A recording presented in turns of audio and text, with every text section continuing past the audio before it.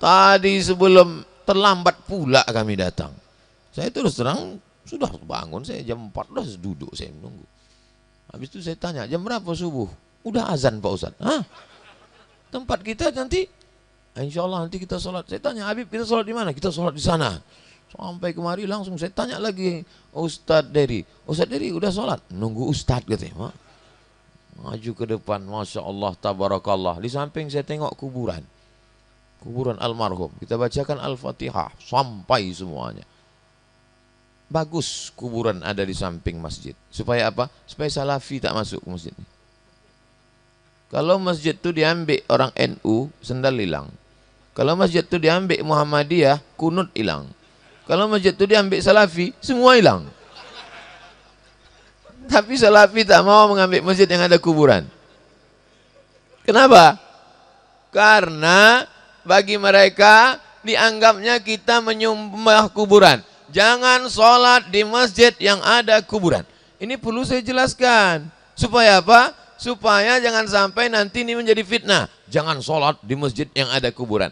Pembahasan tentang masjid yang ada kuburan itu 3. Pertama, sujud ke kubur. Yang kedua, menjadikan kubur sebagai masjid. Yang ketiga, sholat di masjid yang ada kuburan. Saya ulang sekali lagi. Sujud ke kubur, menjadikan masjid sebagai kubur, sholat di masjid yang ada kuburan. Ini memang pembahasannya agak jelimet. Orang yang udah makan pun kadang susah memahaminya, apalagi yang belum sarapan. Pertama, sujud ke kubur. Sujud ke kubur, kalau menyembah kubur bisa haram. Dan sampai hari ini tak ada orang Islam yang sujud ke kubur. Yang kedua, menjadikan kubur sebagai masjid. Nah, itu yang dilarang Nabi. La'anallahul yahud wan nasara. Allah melaknat Yahudi dan Nasara. Kenapa? Ittakhadhu qubura anbiya'ihim masajid. Karena mereka menjadikan kuburan sebagai masjid. Meninggal Abdul Somad, dikuburkan. Setahun, 2 tahun, 5 tahun, 10 tahun, lalu kuburan itu diratakan, dibangun masjid di atas kuburan itu. Nama masjidnya Masjid As-Somad. Tak boleh. Kenapa? Karena ittakhadha yattakhidhu ittikhadan, menjadikan kubur sebagai masjid. Adapun sholat di masjid yang ada kuburan kan samping kanan, samping kiri, bagian depan, maka memang begitulah rata-rata masjid-masjid di kerajaan-kerajaan Melayu. Pergi kita ke Medan Sumatera Utara, Masjid Kerajaan Melayu Delhi, di samping masjid itu ada kuburan. Begitulah di Mesir rata-rata. Kenapa? Karena orang minta dimakamkan dekat masjid supaya dapat doa mengalir sehari semalam paling tidak 5 kali. Membaca Fatihah orang, Allahumma firlahu warhamhu. Itu maknanya. Jadi jangan nanti, ini perlu saya jelaskan. Supaya apa? Supaya jangan ada dusta di antara kita. Mana tahu hari berganti musim berubah muncul fitnah. Jangan sholat di Masjid Al-Anwar. Itu ada kubur di sana. Itu ada syubhat. Oh, pembahasan masalah ini ada 3. Lupa pula aku. Apa kata Ustaz Somad kemarin? 3 kata dia waktu itu. Pokoknya boleh lah. Nah, inilah. Bapak Ibu yang dimuliakan Allah Subhanahu wa Ta'ala. Lalu kemudian masalah tanah ini. Saya memang selama berdakwah ini selalulah dapat tanah. Dikasih orang tanah. Ustaz Somad, tanah katanya. Baik, betul. Begitu dicek di BPN, rupanya bermasalah. Badan Pertanahan Nasional. Ini tumpang tindih ini Pak Ustaz. Akhirnya kita telepon, kenapa kalian kasih tanah bermasalah? Karena bermasalah, itulah maka kami kasih ke Ustaz katanya. Ustaz ini kan hidup penuh masalah katanya, Mak. Gitu kan ya pula, Pak. Tapi alhamdulillah di sini berdiri. Dia berawal dari kecil, nanti pembebasan, berdirilah keras, berdirilah lokal, berdirilah asrama, mengajilah anak-anak di sini. Sikit banyaknya, setetes 2 tetes mengalir juga ke makam Abdul Somad. Walaupun saya jauh di Riau, kalau mati saya, anak-anak ini akan bacakan Al-Fatihah insya Allah. Memang sekarang belum lagi kita nampak kelas, baru batu bata, namanya juga peletakan batu pertama. Padahal saya sebetulnya di mana-mana tak mau saya meletakkan batu pertama. Karena di mana-mana tuh asal saya letakkan tak bertambah batunya. Tapi di Palembang nih saya yakin orang Palembang nih tak tanggung-tanggung. Kemarin lalu pinggir jalan stop pas mau ke pagar alam, berhenti Ustaz Somad. Kenapa? Ada orang mau menyerahkan tanah lengkap di atasnya ada bangunan 5 hektar lengkap dengan kebun-kebun karetnya sekalian. Ada pula rumah. Saya khawatir saya itu dikasihnya rumah lengkap sama istri-istrinya orang rumah. Itu yang saya takut. Ustaz, ini ada rumah lengkap sama isinya katanya. Apa tak bahaya? Dulu sebelum kita nikah tak ada orang ngasih. Sekarang masih portable semuanya. Situ ada WC, tapi WC itu bisa diangkat-angkat. Hati-hati yang mana tahu kuncing dalam, nanti sebelum enggak yakinkan dulu. Takutnya diangkat. Jangan segan-segan batuk-batuk di dalam. Bapak Ibu yang dimuliakan Allah Subhanahu wa taala. Kalau kita tengoklah kehidupan ini tak lama. Hidup ini tak lama. Macam tanaman hijau, setelah itu lalu kemudian berputik, berbunga, harum semerbak, kemudian layu, mati, habis. Itulah hidup. Berapa banyak orang kaya-kaya dulu. Hilang, lenyap dari atas permukaan bumi. Yang kekal abadi mana? Yarji'usnani, yang dua balik ke rumah. Maluhu, harta pulang. Diantar pakai mobil mahal. Pintu kanan, pintu kiri. Harga 2 miliar. Rupanya mobil ini makin sedikit, pintunya makin mahal. 2022 nanti ada mobil tak berpintu sama sekali. Mahal. Menghidupkannya tak pula pakai kunci. Saya malu.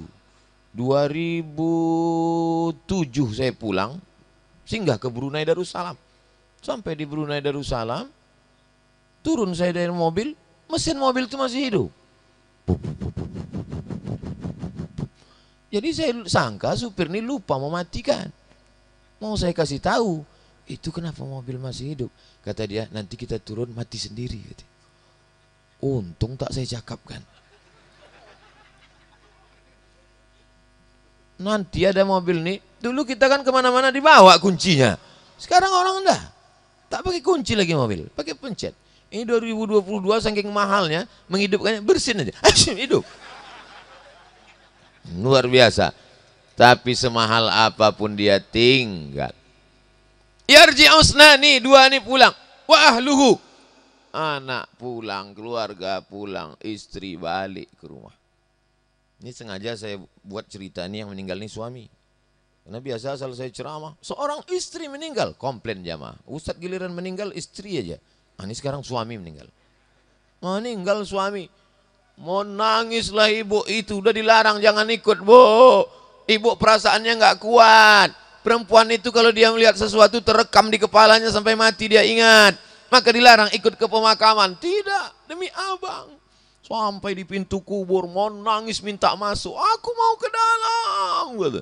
Ustadz-ustadz yang ada di situ melarang. Jangan bu, jangan. Saya larang, saya biarkan aja. Tengoklah kalau memang betul mau masuk. Tak ada, sandiwaranya aja itu.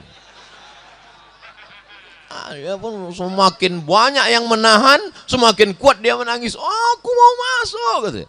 Mana tahu nanti ada kejadian begitu di Palembang. Tak usah tahan, biarkan aja. Masuklah, masuk. Nabi mengatakan yarji'usnani. Yang dua ini pasti pulang. Hartamu pulang, keluargamu pulang. Wa yabqa wahidun, yang tinggal cuma satu. Apa itu? Amal soleh, bukan amal somat. Amal somat untuk somat lah, takkan untuk yang lain. Itu makanya orang-orang mati itu kalau ditanya, hai jenazah, apa yang kau mau? Laula akhartani ila ajalin qarib. Kalau kau tambahlah umurku walaupun agak 1 menit ya Allah. Kalau ku tambah umur kau 1 menit, kau mau apa? Fa'asaddaqa, aku mau bersedekah. Tak ada dia bilang, kalau kau tambah umurku 1 menit, aku mau haji. Tak ada. Kalau tambah umurku 1 menit, aku mau jihad. Tak ada. Kalau kau tambah umurku 1 menit, aku mau kawin lagi. Tak ada. Aku mau bersodak. Pula solawat. Ini nampaknya nyebut yang tak berduit aja. Solat, solawat, somat. Sodakoh. Ternyata mereka mau bersodakoh. Apa komentar ulama? Kenapa orang mati itu yang dimintanya hidup mau bersodakoh? Karena pahala sodakoh didapatkan sebelum masuk surga. Langsung dikubur sudah dapat pahala sodakoh. Mengalir sampai hari kiamat. Itulah hebatnya sodakoh. Kalau yang lain-lain nanti di surga.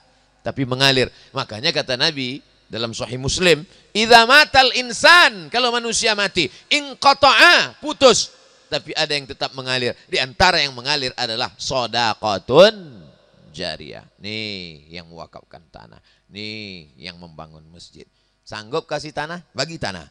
Tak sanggup kasih tanah? Bangunkan masjid. Tak sanggup kasih masjid? 1-2 sak semen. Tak sanggup juga batu bata. Batu bata terlalu besar, batu kerikil.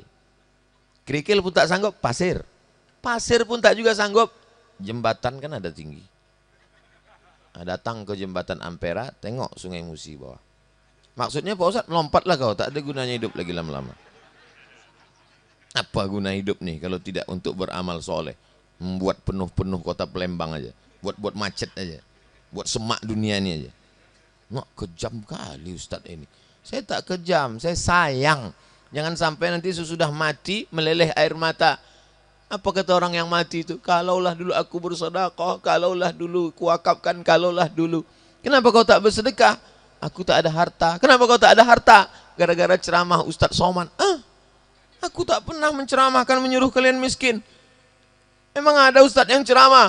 Jangan cari harta. Mobil tak bisa dibawa mati. Rumah tak bisa dibawa mati. Kata siapa?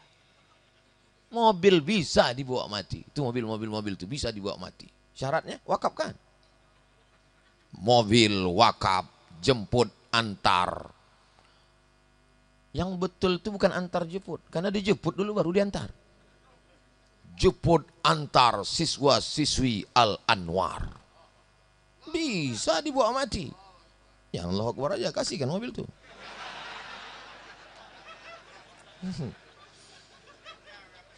Jangan bangun rumah besar-besar. Rumah tak bisa dibawa mati. Bisa rumah dibawa mati? Bisa. Assalamualaikum Ustadz Somad. Waalaikumsalam. Saya mau mewakafkan rumah di Jalan Paus, Jalan Udang. Jalan Nenas, tak Jalan Udang, tak Jalan Kepiting. Berapa lantai, berapa luasnya? 9 kamar. 2 lantai. Lengkap dengan parkir. Saya udah cemas. Ini jangan-jangan prank ini. Begitu saya sampai di pinggir jalan, rumah tuh cantik, 2 lantai, kami hitung 9 kamar, luas parkir. Betul ini Pak, datang anaknya dokter, memang diserahkan. Saya serahkan di depan kantor KUA. Permisi sebentar orang rumah, mau kemana bang? Mau ke kantor KUA. Hah, ke KUA juga lagi katanya. Wakaf ini tidak boleh hanya sekedar senang hati. Mesti ada namanya akta ikrar wakaf, disaksikan oleh Pak KUA. Makanya nanti Bu, kalau ada Bapak permisi mau ke KUA, izinkan aja. Itu tanda dia memang udah untuk berwakaf. Nih lah. Abang mau mewakafkan tanah? Tidak kata. Apa yang mau abang wakafkan? Diriku kata. Jangan. Jangan. Bahaya. Nah, akhirnya disaksikanlah oleh, nampaknya udah tak senyum ibu tuh lagi. Akhirnya disaksikanlah oleh kantor KUA. Dengan ini saya mewakafkan rumah ini untuk rumah Quran. Dijadikanlah rumah itu sebagai rumah Quran. Bukan milik Abdul Somad, yayasan. Ini pun begitu juga. Ini bukan milik pribadi. Yayasan Pena Kita. Bahasa Arabnya Qalamuna. Bukan penaku, bukan pulpenku, tapi milik kita bersama. Yang dibawa itu adalah kebersamaan kita. Di mana kita akan bertemu? Bertemu pada stasiun